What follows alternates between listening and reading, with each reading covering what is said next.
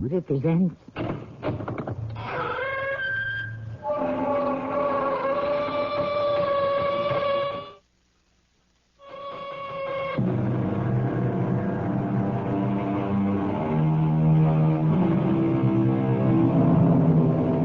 Come in. Welcome. I'm Tammy Grimes. Mystery fans have often speculated on how the world's greatest detective, Sherlock Holmes, would have fared against 20th century criminals. Sir Arthur Conan Doyle has told us that Holmes lived up to and possibly through World War I and then retired. And now, for the listening delight of our Mystery Theater audience, we present a story which brings Holmes out of retirement to attempt the solution of a baffling and perilous crime. Hello? Mr. Sherlock Holmes. Yes? Go back to your bees and your roses in Sussex, old man. I intend to. After I bring this case to a successful conclusion. You're in over your head, Holmes. This is a different world. And if you want to smell your roses again, you'll quit right now.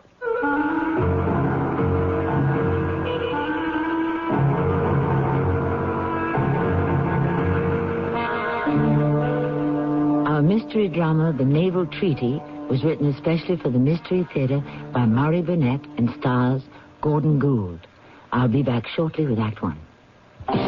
Wednesday on CBS television. For Annie Potts, it's in security. When her boss picks her to replace him, the rest of the security staff rallies around her. I'll kill if he picks you. So she throws a party to show her appreciation. But things don't work out quite as she planned. Wally said he was sorry he couldn't make it. He's at home converting our den into a garage. It's a guaranteed good time when you tune in to the rollicking comedy, In Security. Wednesday at 8:30, 7:30 Central and Mountain on CBS television. For over 3/4 of a century, Buick has enjoyed a reputation for having fine, luxurious cars. We're very proud of that. It's a reputation that grows every year. 1982 was no exception. There was the introduction of the new century and the small Buick Skyhawk. And while each Buick lives up to the name, there are refinements and improvements on everything from the full-size Electra down the line. You see, the Buick reputation isn't just something we ride on. It's something we build on. They say their product is the highest quality. But how can I be sure? But they say it's a great value. Well, how will I know until I try it, and then it'll be too late? Well, there is another way. A way to stop buying blind and start buying smart. Read Consumer Reports. Consumer Reports tests and rates thousands of things you shop for. Foods, home care products, appliances, automobiles, and much more. Millions of Americans read Consumer Reports magazine every month for reliable brand name ratings. Oh, Consumer Reports, of course. My neighbor's been subscribing for years. Now you can, too. Just phone toll-free 1-800-528-6600 for 11 issues of Consumer Reports, plus the big 1982 buying guide, plus the 1983 buying guide when published, plus the 383-page health and drugs guidebook. All that usually costs $29, but now it's only $14. Call right away. Was that 1-800-528-6600? Right. 1-800-528-6600. Don't get taken. Get Consumer Reports.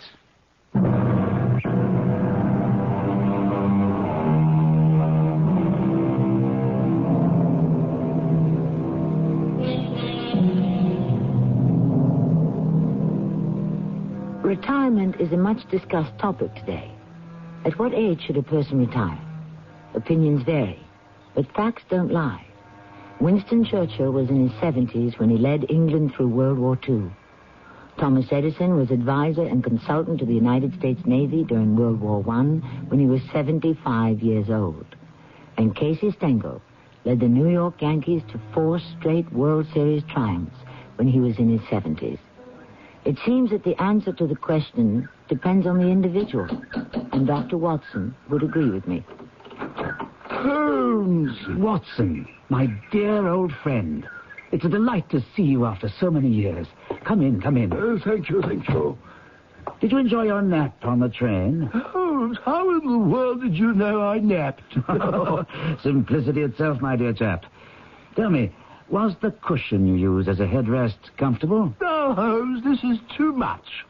You must have spoken to someone who traveled with me. Watson, we've been separated far too long. Now, you're a man who is always meticulously groomed. Yet I perceive that the hair on the right side of your head is disarranged and indented. There are also a few red threads which are certainly not your hair. Now, since I know you came down on the Brighton Belle first class, you leaned your head against the window. Probably finding that uncomfortable, you took one of the red velvet cushions and used that as a headrest. Right? Amazing. Elementary, Watson. You know, Holmes, I'm very glad to see that you're the old Holmes, as brilliant and as alert as ever. You expected to find a doddering old man? Come now, Watson. All you had to do was look in the mirror. You're hale and hearty enough. Now, why the haste? You remember Sanford Phelps? Your old schoolmate, Sandy? Of course. Is he in some kind of trouble? No, not he. But his son is in a frightful mess. His whole career at the Foreign Office is going down the drain. Sandy is desperate. Scotland Yard and even MI5 are completely baffled. Sandy asked me to see you and ask you to give him a hand. I'm enjoying my retirement, Watson. But if you'd like me to undertake this task, I'm your man.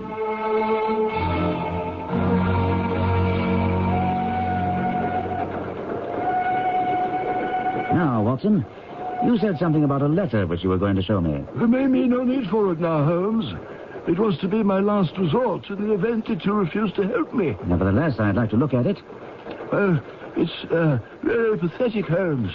You'll read how the young man asks over and over for your help.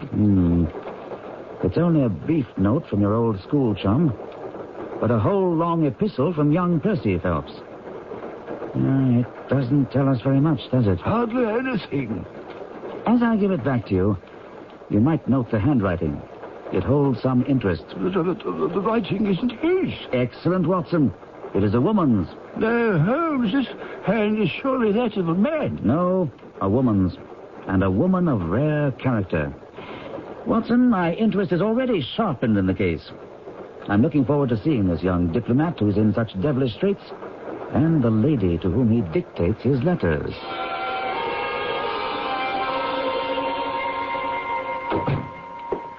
Mr. Holmes and Mr. Watson, I'm so glad you've come. Percy has been asking for you all morning. The poor chap clings to any straw. His father and mother asked me to see you, for the mere mention of the subject is very painful to them. We've had no details yet, but I see that you yourself are not a member of the family. What? Oh. Yes, you saw the J.H. monogram on my shirt. Of course. For a moment, I thought you'd done something extremely clever. Joseph Harrison is my name. And as Percy is to marry my sister Anne, I should at least be a relation by marriage. I see. You'll find my sister in his room. Now, she has nursed him day and night these past 3 weeks. Perhaps we'd better go in at once. I know how impatient he is. Step this way. Oh, Mr. Holmes and Mr. Watson. I should recognize you two anywhere. I do hope you can help me. We shall try. I'll leave then. Shall I go also, Percy? Oh, no, Anne. I want you to stay if you can bear to hear the whole thing over again. Oh, I can bear anything. Anything that will help. I suppose I'd better start at the beginning, Mr. Holmes. It would save time in the long run. Well, Watson may have told you I'm in the Foreign Office. Through the influence of my uncle, Lord Holdhurst, I rose rapidly. When my uncle became Foreign Minister, prospects looked even brighter. I became engaged to my lovely Anne here, and 3 weeks ago, I'll never forget the date, the 23rd of May, my uncle called me into his office. I can recall every word of that conversation, every detail. Percy, my boy, you've handled every matter I've entrusted to you with the utmost discretion, but this is by far the most important matter you've yet to deal with. This is an agreement between our country, and you will see the name of the other country when you copy the document. The agreement would never leave my office if it weren't absolutely necessary to be copied. I regret to say that some rumors have already leaked to the press. You have a safe in your office? Oh, yes, sir. Then take the agreement and lock it up inside there. You may have to work late tonight. I want no one in the office while you're doing the copying. Understood? I do. I cannot risk anyone catching a glimpse of it. I understand. And when you have finished copying, replace both the original and the copy in the safe and hand them both over to me personally tomorrow morning. Yes, sir. Then you may lock them in your safe now. I shan't rest easy until the original and your copy are back in my possession. So, Mr. Holmes, I took the document. I did exactly as my uncle instructed. When the others had all gone, I took the document from the safe and began work. Without going into details, I saw at once that it was of such importance that at least 3 of the large powers would have paid fortunes to get their hands on it. I worked as quickly as I could, but it contained 26 separate articles, and by 9 o'clock I was feeling tired. A cup of coffee would help, so I rang the bell for the night watchman, who has a little room at the foot of the stairs and makes coffee for any of us who work overtime. Is that the only bell in your office? Oh, no, there are a number of them to different offices, but I rang the night watchman's bell. To my surprise, it was a woman who came to my office. You rang, sir. Oh, well, where's the night watchman? He's not too well, sir, so I climbed the stairs for him. And who are you? Well, I'm his wife, sir, and I'm also one of the cleaning women. Is there anything you want? Well, yes, I'd like some coffee, please. Well, I'll see to it that my Sam gets it for you, sir. And that was the last I saw of her, Mr. Holmes, until much later. You had never seen this woman before? Oh, never. Interesting. Proceed. What happened with the coffee? But nothing. I continued to work until, feeling more tired than ever, I decided to go down myself and see what was keeping the night watchman. So I descended the stairs, passing the landing where another set of stairs runs at right angles to the main curving staircase. Leading to where? A side door opening on Charles Street. Ah? This door is kept locked, and only a few of us have a key. You have one? Yes, but I rarely use it. Oh, Mr. Holmes, if only I hadn't gone down for that stupid coffee. I should have stayed in my office. I should have stayed and finished. I should have stayed, or I should have taken more care. Go on. You were on the stairs on your way to the office of the night watchman. Wake up, man. Wake up. The coffee's boiling over. No. What? Oh, Mr. Phelps, sir, I'm sorry. I was boiling the kettle and I must have dozed off. Dozed? You were dead to the world. If you are here, sir, then who's ringing the bell? The bell? What bell is it? The bell in the room you were working in. Your room, sir. Mr. Holmes, a cold hand seemed to close around my heart. I ran like a madman up the stairs, the watchman following me. Well, there was no one in the corridor. No one in the room. Everything was exactly as I left it, except that only the copy I was writing remained. The original trade agreement had vanished. A most intriguing problem. What did you do then? Well, I think I literally went berserk. I was convinced, because such a short time had elapsed, that energetic action on my part would recover the document. I raced downstairs and out the side door to Charles Street. I knew the thief must have used the side stairs, else I surely would have seen him. You said that door was always kept locked. Well, it was open. I presume you told that to Scotland Yard? Oh, I don't know. I think so. I must have. And what did they make of it? Nothing. Go on. It was a warm spring rain falling, and Charles Street was deserted.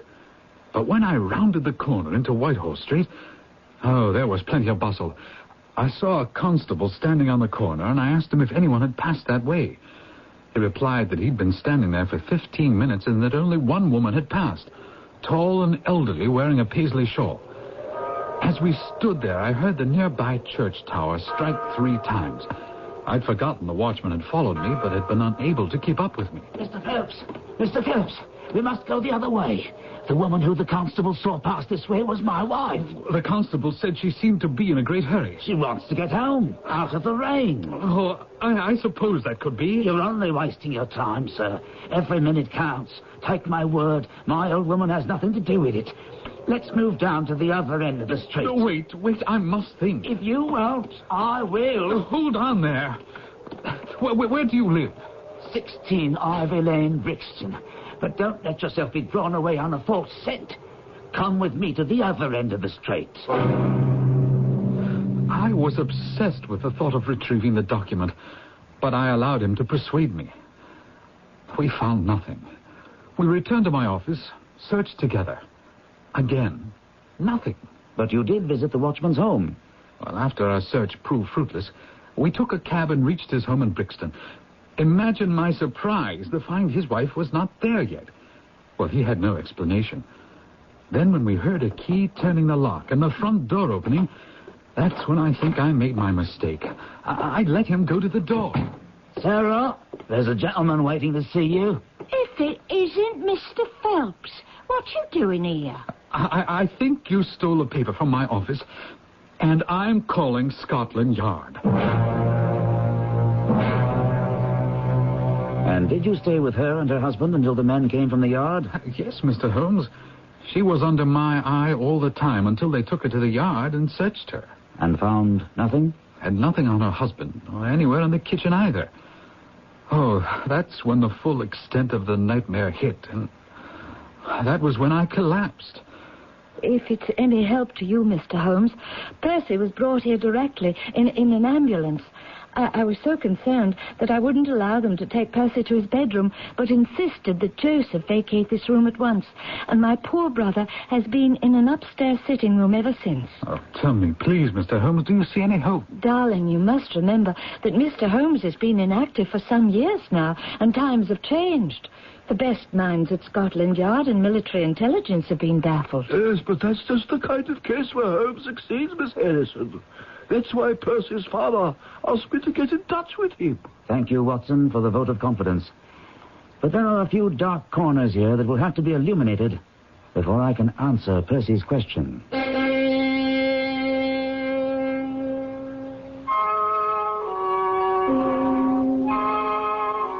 Do you believe that time has passed our old hero by?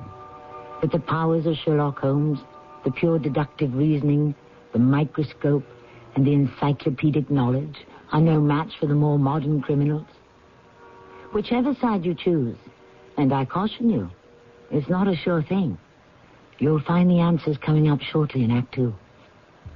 Right now, independently owned True Value hardware stores are celebrating American independence by offering special values on True Test paints during True Test Anniversary Paint Days. Hi, Pat Summerall to say, until July 11th, Weatherall latex flat house paint in 26 colors, black and white, is just $11.98 a gallon, with custom colors slightly higher. And give siding, shutters, and trim all-season protection with new Weatherall satin or gloss finish, both value-priced, exclusively at participating True Value hardware stores and home centers. Hotel coupon and discount offers are confusing and limited. That's why the world's largest lodging chain invites you to call Best Western before you call anyone else. Chances are you'll find the Best Western just where you need it most at a price you'll want to pay. No strings attached. Call 1-800-528-1234. Best Western. 1-800-528-1234. Best Western. When you turn on the 11 o'clock news tonight, you'd like to think that what you're watching is the best newscast in Detroit, especially if it's the only newscast you've had a chance to watch all day. You want reporters who'll give you the best possible coverage of news, weather, and sports, reports that are up-to-date, exacting, uncompromising. News 4 Tonight at 11 gives you just that, but not only just that. It gives you special features and reports that gives it an edge over other newscasts, information that could translate into an added edge for you, a consumer tip that might alter your shopping list, a warning about that latest Hollywood blockbuster destined to bomb at the box office. It's this kind of complete reporting that qualifies News 4 at 11 as the best late-night newscast you can watch in Detroit. And it's this kind of reporting that won it this year's Emmy Award for Excellence. So tonight, don't settle for anything less than the award winner. News 4 Tonight at 11. Thousands have already switched. Now the one we want is you.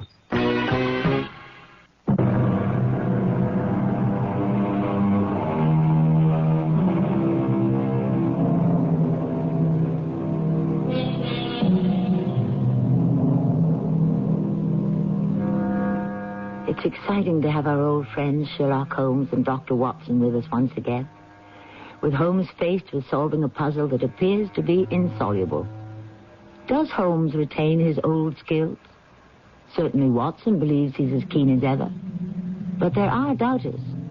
Time takes its toll of all of us. Let us rejoin Holmes and Watson as they stroll back to Percy Phelps' sick room in the lovely Phelps house. You do have some ideas, Holmes. You see some way to clear Percy Phelps. I'd say, Watson, that at the moment we're equidistant between failure and success. But let's go in now and see if a little refreshment has strengthened Percy Phelps. Well, Miss Harrison, I must say the patient's color is much better. Beef tea works wonders. And so does Sherlock Holmes. There is one question of utmost importance that remains to be answered. Did you tell anyone that you had this special task to perform? Oh, no one. And I'm sure the yard went into the night watchman's background. Oh, yes. He's an old soldier. I believe he was in the Coldstream Guards. Mr. Phelps, I've been noticing your roses are lovely. The moss rose in particular. We know that roses are your speciality, Mr. Holmes, but Percy was hoping for something on the mystery, which will ruin him. Do you see any clue? You furnished me with several, but of course I must test them before I can evaluate them. You suspect someone? I suspect myself. What? Of coming to conclusions too rapidly. Then go to London and test your conclusions. Excellent advice. Watson, come along. And Miss Harrison, I see what excellent nursing care you've given Mr. Phelps. May I urge that you continue it? I need no urging, Mr. Holmes. Since I'm not offering you hope, I thought at least I'd give you advice.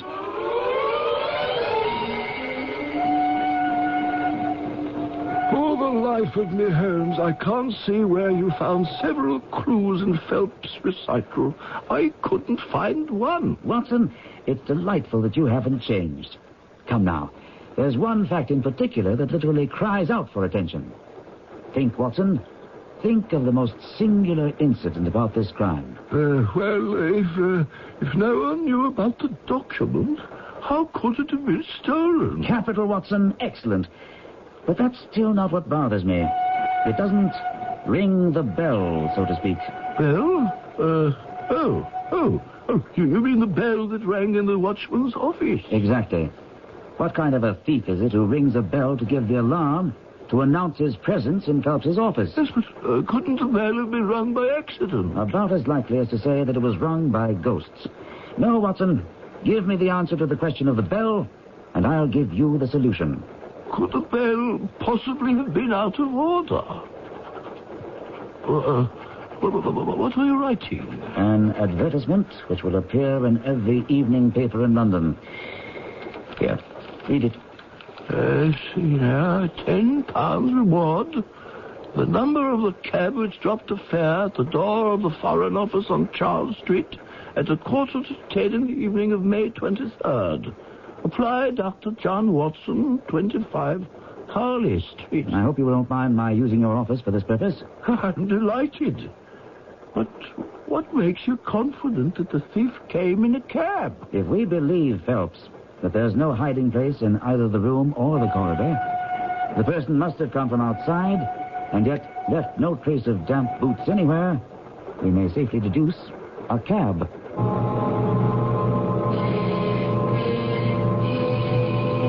We barely arrived at my quarters above my office on Harley Street and settled ourselves when the telephone jangled.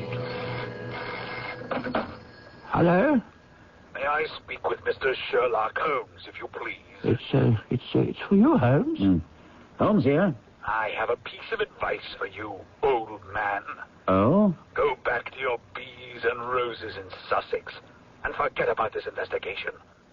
You are out of place here with your old-fashioned craziness with the microscope and that silly hat.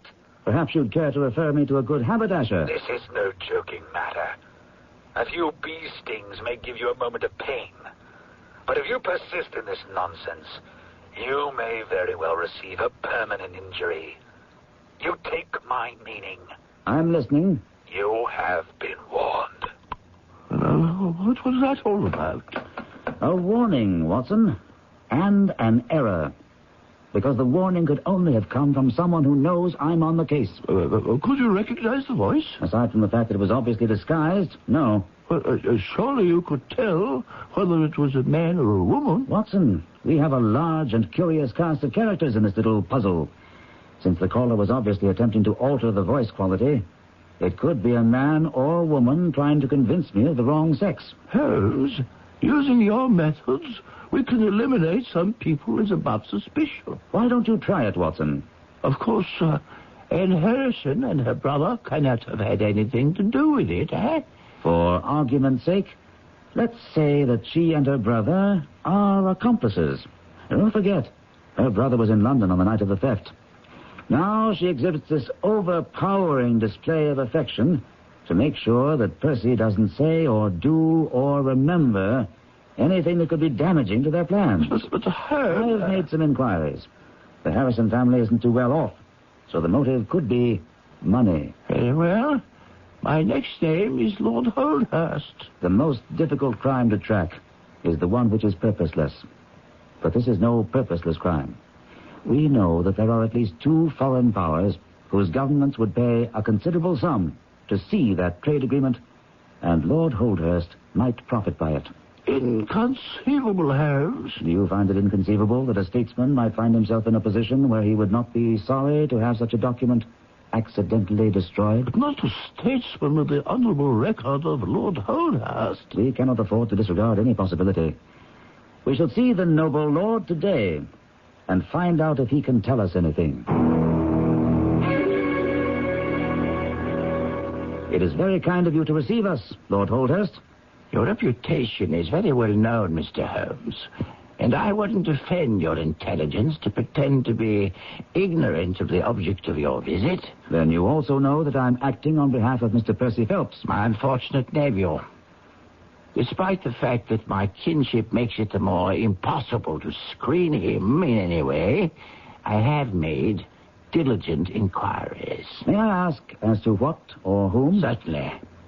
The night watchman's background has been exhaustively looked into. We find that he left the service with a good character. His wife is a different matter. Did she explain why she answered the bell when your nephew rang for his coffee? She said her husband was tired. And her haste to get away that night?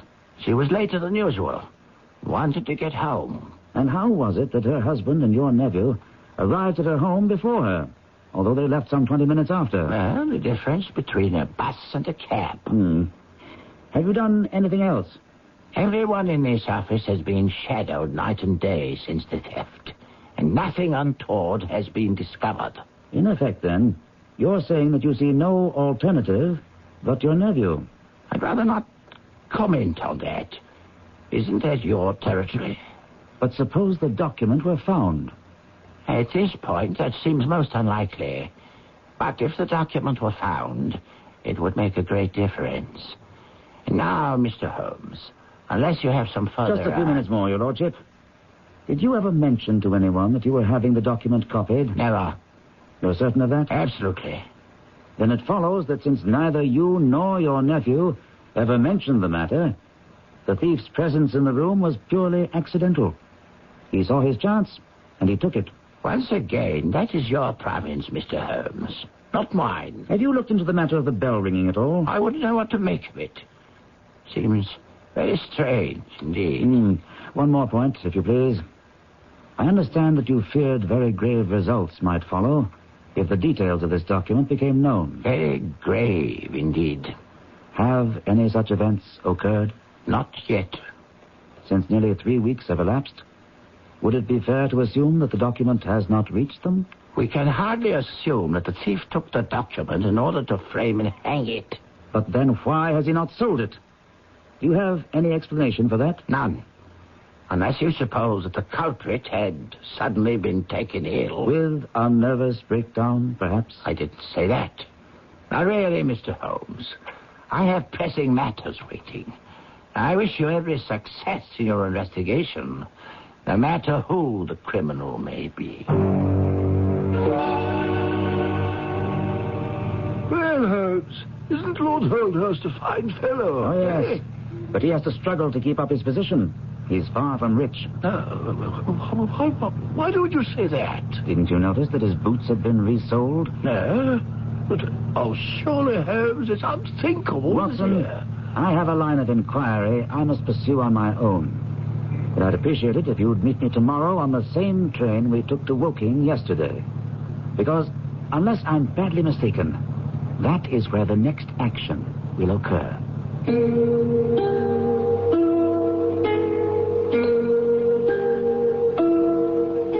We are much taken today with nostalgia. Perhaps because time has thrown a rosy glow over what we refer to as the good old days. But there's no doubt whatsoever in the minds of the millions of Holmes fans that the London of Sherlock Holmes and Dr. Watson was much more romantic and much preferable to the London of today. We'll be back to that London and the English countryside shortly. If you've been reading about wise money management in your favorite publications, you've undoubtedly heard about Dreyfus Liquid Assets, one of the world's largest money market funds, and about the big yields you can get on your money right now. Start with as little as $2,500. Make added investments as low as $100. With Dreyfus Liquid Assets, your money is yours whenever you need it. Phone for it, have it sent to your bank, or write a redemption check for cash or to pay your larger bills. You keep right on earning that high yield, compounded daily until your check clears. No penalties on interest, no sales charge, no charge for the checks. It's so simple, sensible, convenient. But find out for yourself. Call toll-free 800-228-5000 for free information and a prospectus, including management fee, charges, and expenses. Read the prospectus carefully before investing or sending money. Discover how Dreyfus Liquid Assets can help you get the lion's share of today's high money market rates. 800-228-5000. Toll-free 800-228-5000. Excuse me, I own that shoe store across the street. Want to buy it? Well, I'll be honest. I have great shoes, but no customers, so I'm ready to sell the whole thing at any price you name it. $12. Sold. Ooh. Well, now that you own a shoe store, what'll you do with it? Well, advertise. Well, I tried. A lot of newspaper ads, then TV and magazines. I'll probably go radio. Radio? Yeah, according to the latest studies, everyday radio reaches more people than newspaper, TV, or magazines. How did you know? What's more, radio targets customers. I'll match up the right stations for my dressier lines and different stations for young casual. Since radio costs a lot less than newspapers or TV, I'll get good efficiency. Listen, I'd like to buy my store back from you. Well, at a fair profit. Okay. How much do you want? $156,000. That's a pretty fair profit. Take it or leave it. I'll take it. Radio. It costs less, targets your best customers, and it sells. Radio. Red hot because it works. For more facts on radio, call this station of the Radio Advertising Bureau. They brought you this message.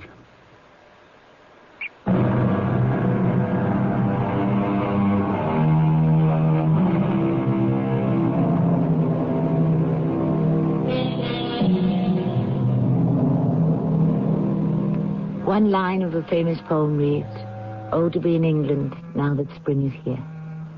I'd like to paraphrase that to read, "Oh, to be in England whenever Holmes is there."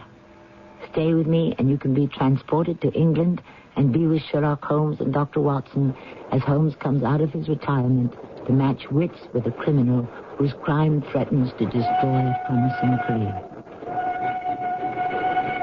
Holmes, why are we traveling to Woking again? Because, Watson, if my deductions are correct, that is where the next happening must occur.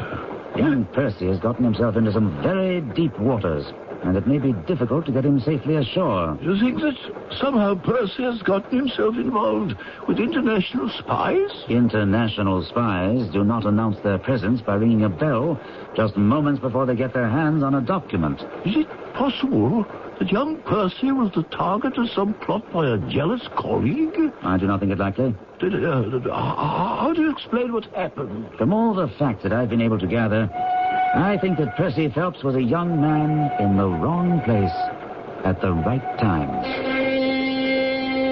When we arrived at Woking, it was a glorious afternoon. Holmes suggested we walk to the Phelps residence. Accordingly, we set out along a winding path which led to the grounds. What do you think is going to happen here, Joaquin? I haven't the slightest idea, Watson. What would make you think something will? If nothing happens, I would have to rethink my deductions and entertain serious doubts about my ability to help Percy Phelps. Down, Watson. Flat on the ground. Yes. Watson, crawl for the shelter of that large tree over there. Yes, I see it. As quickly as you can. Is this the event you were expecting, Holmes? Frankly, no. But I do take comfort from one thing. What's that? The fact that our adversary is a poor shot.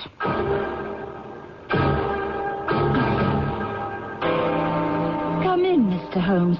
Percy's been asking for you every 5 minutes. I've made a perfect nuisance of myself, Mr. Holmes. Have you any news for us? I have a report. The best I can say is that it isn't completely negative. That is better than I expected.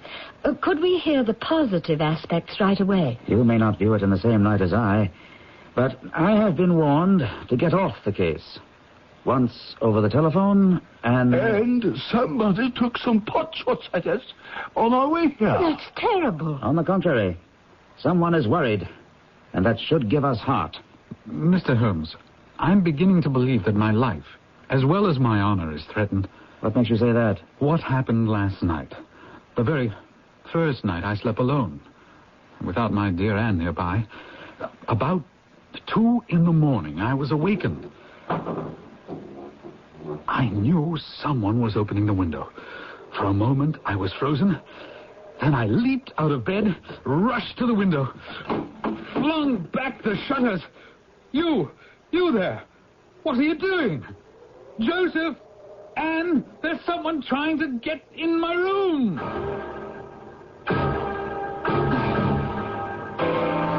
And that's about all there was to it.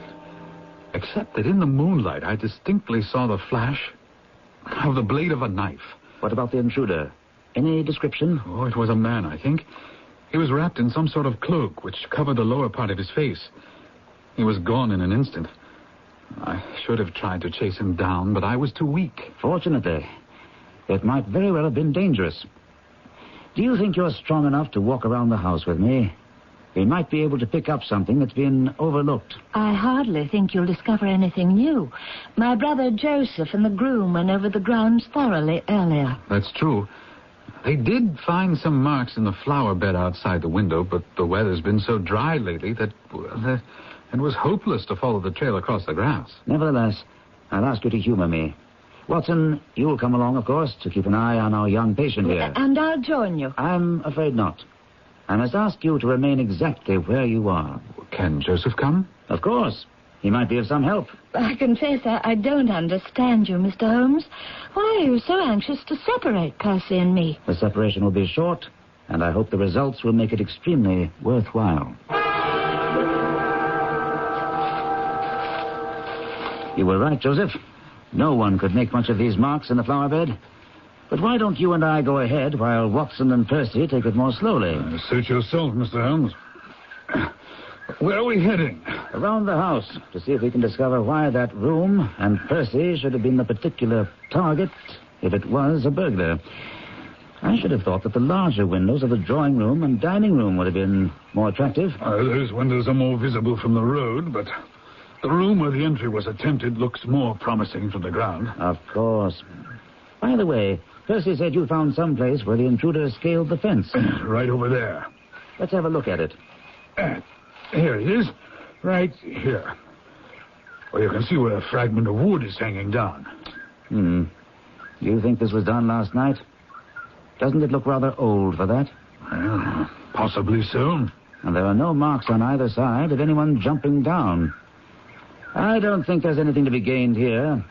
Why don't you rejoin your brother-in-law and Dr. Watson while I go back to the bedroom and talk the matter over? With my sister? I believe she's the only person there. What do you want with Anne? Miss Harrison, what I have to say is of the utmost importance. Well, you discovered something after all. You must stay here in this room all day. Why? What do you... Trust me, it's vital. You mustn't move from this room. Have your meals brought here. I don't understand, but I'll do it. And when you go to bed tonight, lock the door of this room on the inside and keep the key. But Percy, what about Percy? He'll come to London with me. And I'm to remain here? It's for his sake. You can help him. Your promise. Do I have it? Well, yes, but Good. Now let me break the news to Percy.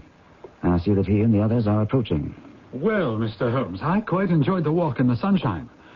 What do you propose now? It would be a very great help to me if you would come up to London with us. Oh, immediately? As soon as you conveniently can. Say, in an hour? Well, I feel strong enough if you feel I can really be of help. The greatest possible. Perhaps you'd like me to stay in London tonight. I was just going to propose it. I think I see what's behind your plan, Mr. Holmes. You do? Yes. If my friend of last night should make another visit, he'll find the bird has flown. Perhaps you'd like Joseph to come to look after me. Not necessary. My friend Dr. Watson is a medical man, and he'll look after you. If you'll be so kind as to give us lunch here, we three shall all set off for town together.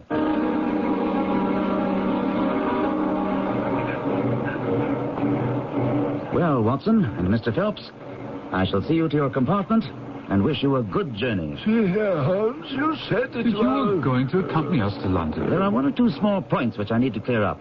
Your absence, Mr. Phelps, will in some ways rather assist me. What about our investigation in London? We can do that tomorrow. I think that just at present, I can be more of use here. But I say, Holmes, what about... Accommodations for our young friend? Exactly. You have a spare bedroom, I believe? Of course. But when will we see you? I expect to breakfast with you tomorrow. There's a train which will bring me into Waterloo at 8.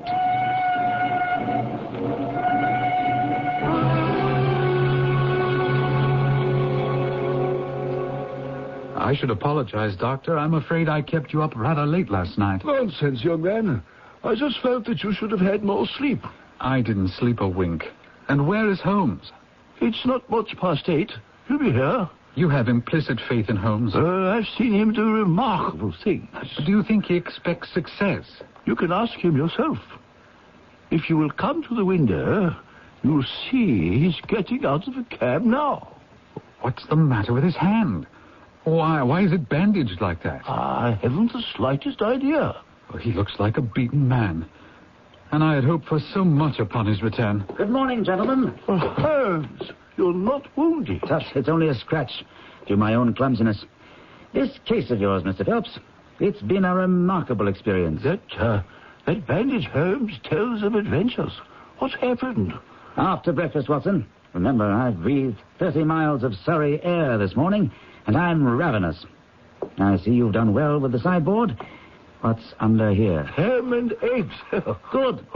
Mr. Phelps, please join me and help yourself.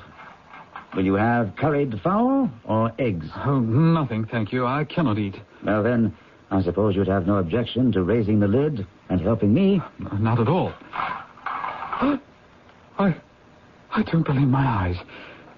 It can't be. I cannot be. Catch him, Watson. And I think after we get him in a chair, a little brandy. Oh, is it... It really is the trade agreement. It is. I owe you an apology for bringing you the news in this fashion. But Watson here will tell you I never could resist a touch of the dramatic. Apologize? Oh, Mr. Holmes, you've saved my career, my whole life. Oh, I owe everything to you. There's no need for an apology. But I'm dying of curiosity. How did you get it? Where was it? I've already confessed my fondness for the dramatic, so allow me to reconstruct my activities of last night. It was exactly 9 o'clock when I climbed the fence and jumped into the grounds. I placed myself carefully behind a rhododendron bush. The night was fine, but it was still a long, weary vigil. A little after 2, the peaceful country sounds were broken by the sound of a bolt being thrown back. And a moment later, a door creaked open, and Mr. Joseph Harrison stepped out into the moonlight. Joseph? My brother-in-law? Joseph, you're about to be brother-in-law, and also a merciless scoundrel who took advantage of you and your hospitality and very nearly ruined you. But why? What had he to gain? Money. A great deal of money, which my inquiries show he badly needed. Joseph was a gambler. Oh, never anything large, Mr. Holmes. That's what he told you and Anne. But he was and is so deeply in debt that he faced criminal charges. He was desperate. I still find it hard to believe that Joseph is a villain and a thief. Holmes, you haven't finished. Why is your hand bandaged? He must have sustained that injury when he accosted Joseph on the lawn. Not quite, Mr. Phelps.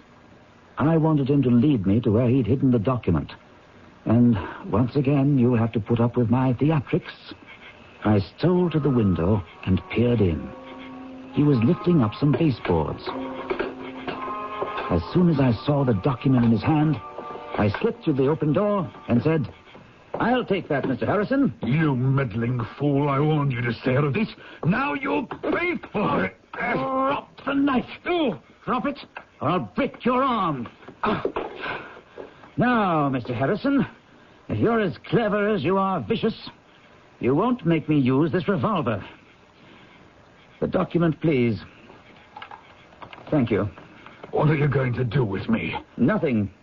Now that I have the document, you're free to go. But I doubt that Scotland Yard will let you off so easily.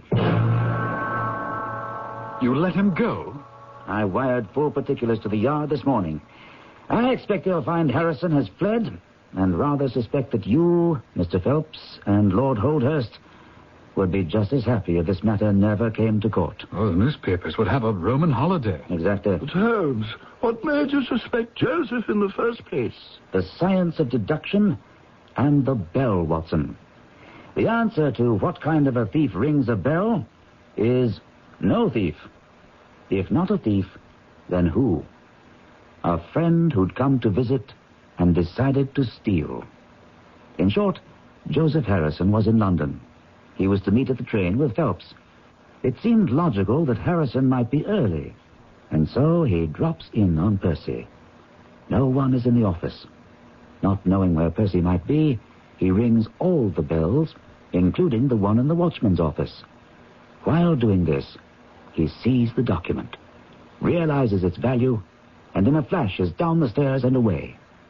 Once back at Woking, he secretes the trade agreement in his room, and is stunned when you evict him that same night.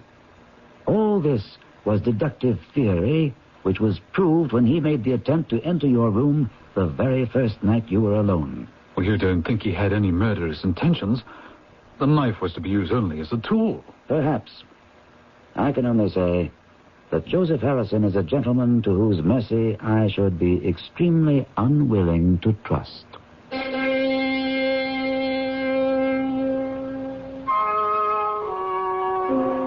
And so, once again, the greatest detective of them all, Sherlock Holmes, comes out of retirement to solve a case that baffles Scotland Yard and MI5 and proves that it's not necessary to teach an old dog new tricks. The old ones are more than good enough. I'll be back shortly to discuss the question of the actual age of Sherlock Holmes. When you get Itchy red skin. get Kool-Aid, when you get it. Darn bug. Get Kool-Aid, when you get it. Oh, touch of poison ivy. Get Kool-Aid. Cord-Aid gently works with your body's natural defenses. It's all you need for the relief of dermatitis and other minor itches and rashes. When you get it. Itchy eczema. Get Kool-Aid. Read and follow label directions. Hi, this is Bob Newhart. Your public library has asked me to give you the answers to a few of the questions that are most frequently asked. 1847, Jane Austen. The Philadelphia Phillies, pork bellies, King Kong, not in Texas. Now that you have the answers, please don't call us with those questions anymore. But if you have other questions... If you have any questions at all, you can call. Give them a jingle. I'm the library. A public service message of the American Library Association. Dinner's done, the day is ended.